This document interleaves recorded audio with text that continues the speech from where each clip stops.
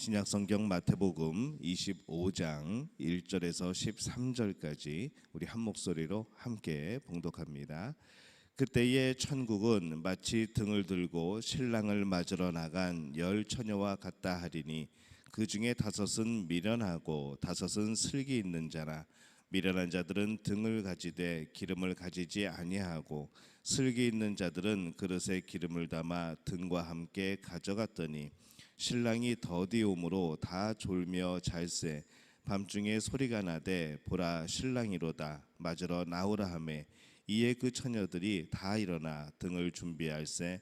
미련한 자들이 슬기 있는 자들에게 이르되 우리 등불이 꺼져가니 너희 기름을 좀 나누어 달라 하거늘 슬기 있는 자들이 대답하여 이르되 우리와 너희가 쓰기에 다 부족할까 하노라 하니 차라리 파는 자들에게 가서 너희 쓸 것을 사라 하니 그들이 사러 간 사이에 신랑이 오므로 준비하였던 자들은 함께 혼인잔치에 들어가고 문은 닫힌지라. 그 후에 남은 처녀들이 와서 이르되 주여 주여 우리에게 열어주소서. 대답하여 이르되 진실로 너희에게 이르노니 내가 너희를 알지 못하노라 하였느니라. 그런즉 깨어있으라. 너희는 그 날과 그때를 알지 못하노라 하였느니라. 그런즉 깨어있으라. 너희는 그 날과 그때를 알지 못하느니라. 아멘.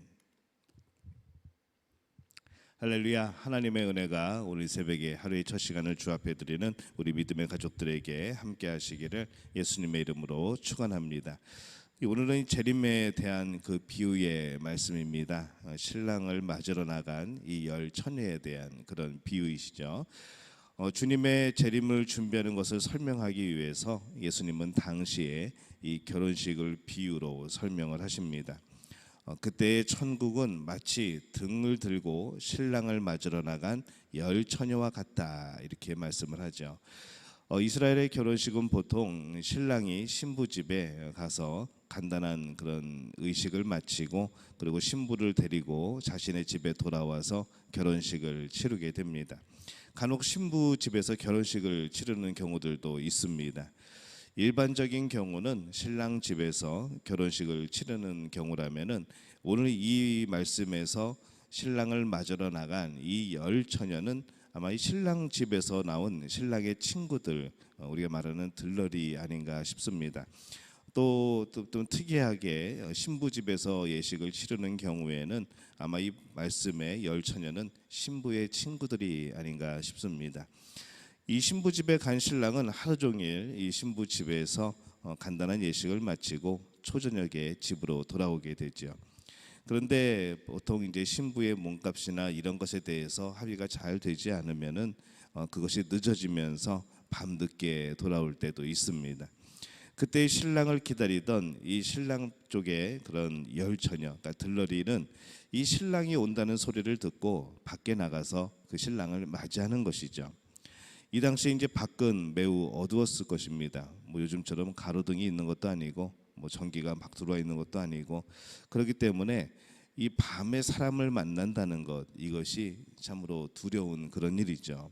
그렇기 때문에 이 어두운 길을 밝히는 등이 필요한 것은 당연합니다. 여기서 이 말씀에 나오는 이 등은 보통 횃불 같은 그런 것으로 생각할 수도 있고 또 뭐 작은 등잔 같은 그런 것일 수도 있습니다. 어쨌거나 이 저녁에 뭐 가로등이나 그런 것이 없기 때문에 우리 자기 스스로가 자기의 위치를 밝히고 여기 사람이 가고 있다는 것을 알리게 되는 그러한 이제 표식이 되어지고 또 상대방에게도 불을 밝히는 그런 이제 용도로 쓰이게 되는 것이죠. 그래서 이 모든 개인은 등 없이 밤에 움직인다는 것은 너무나도 위험한 일이고 아예 그것은 시도하지 않는 그런 모습들입니다. 그래서 이 신랑을 기다린 처녀들의 그런 신부편의 사람이든 신랑편의 사람이든 상관없이 이 개인용 그런 등 없이는 신랑과 함께 할 수가 없었던 것이죠. 신랑과 함께 결혼식장도 들어갈 수가 없습니다. 이 10처녀가 신랑을 기다리고 있습니다. 이 10처녀는 보통 이 성경에서 완전한 수라고 말을 합니다. 그리고 교회를 상징을 하죠. 이 당시에 이 회당 예배를 드렸던 회당은 최소한 10명이 모여야 그 종교 집회를 열 수가 있었습니다. 그들은 모두 신랑을 맞으러 나간 그런 신부들입니다. 2절에서 4절을 보면은 그 중에 5은 미련하고 5은 슬기 있는 자라. 미련한 자들은 등을 가지되 기름을 가지지 아니하고 슬기 있는 자들은 그릇에 기름을 담아 함께 가져갔더니, 이렇게 말씀을 합니다. 그때까지는 이 열 처녀에 대해서 사실 구분하지 않았습니다. 그런데 이 예상외로 신랑이 더디 오는 것이죠. 신랑이 자꾸 늦어집니다. 날은 저물어 가고 너무나도 캄캄해지는데 이 신랑이 아직 돌아오질 않는 것이죠. 그때서야 이 열 처녀가 서로 같지 않았던 것이 구별이 되기 시작합니다. 5절에서 8절에 보면은 신랑이 더디옴으로 다 졸며 잘세, 미련한 자들이 슬기 있는 자들에게 이르되 우리 등불이 꺼져가니 너희 기름을 좀 나누어 달라 하거늘, 이렇게 말씀을 합니다. 이 미련한 5 처녀도 처음에는 등을 밝히고 있었습니다. 그러나 그 기름을 충분히 준비하지 않았던 것이죠. 신랑이 더디 올 거라는 그런 생각을 하지 못했던 겁니다. 분명 스스로에게는 그들이 가진 것으로 평상시 같으면은 많은 경험을 해본 그런 사람들에게는 이 정도면은 신랑이 오고 그리고 잔치에 들어가고 나중에 집에도 들어갈 수 있겠다라고 생각을 한 것이죠. 충분하다고 생각을 했는데, 근데 이 사실은 충분하지 못했던 겁니다. 그래서 다른 동료들에게 기름을 빌려달라고 합니다. 근데 빌려주지 않죠. 이 재림의 때의 믿음은 빌릴 수 있는 것이 아닙니다.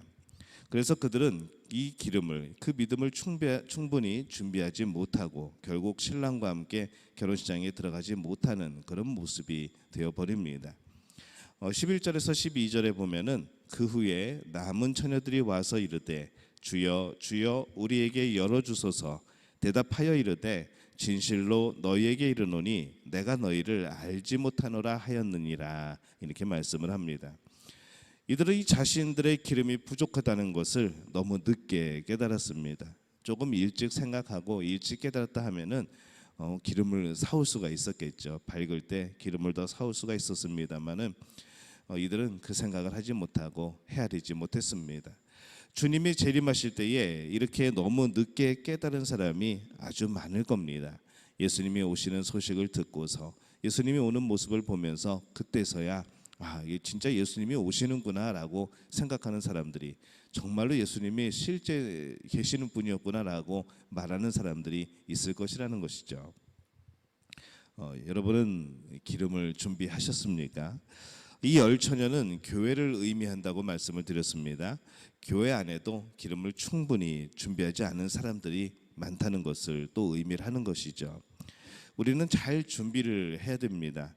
주님이 오시는 날 기쁨으로 맞이할 수 있도록, 그날이 우리가 부끄러워서, 우리의 죄 때문에 부끄러워서 숨는 날이 아니라 주님이 오시는 그날에 우리는 달려나가 맞이할 수 있는 바로 그런 모습으로 늘 우리는 준비되어 있고 그렇게 살아가야 하는 것이죠.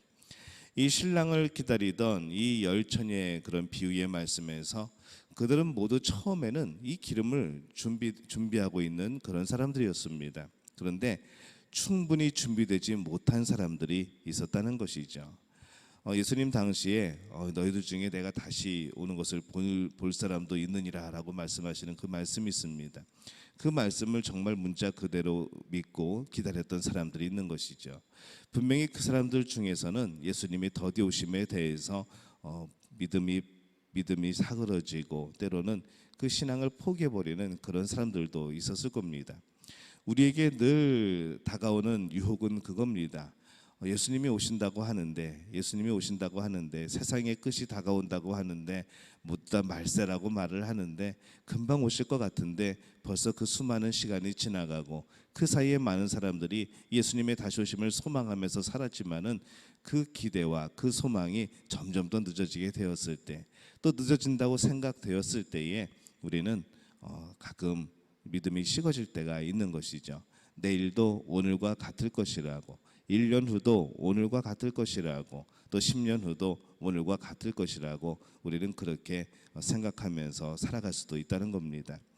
그러면서 우리는 기름을 준비하지 못하고 그냥 이 정도면 됐지라는 그런 마음에, 그런 생각에 머물러 있을 수 있다는 것이죠.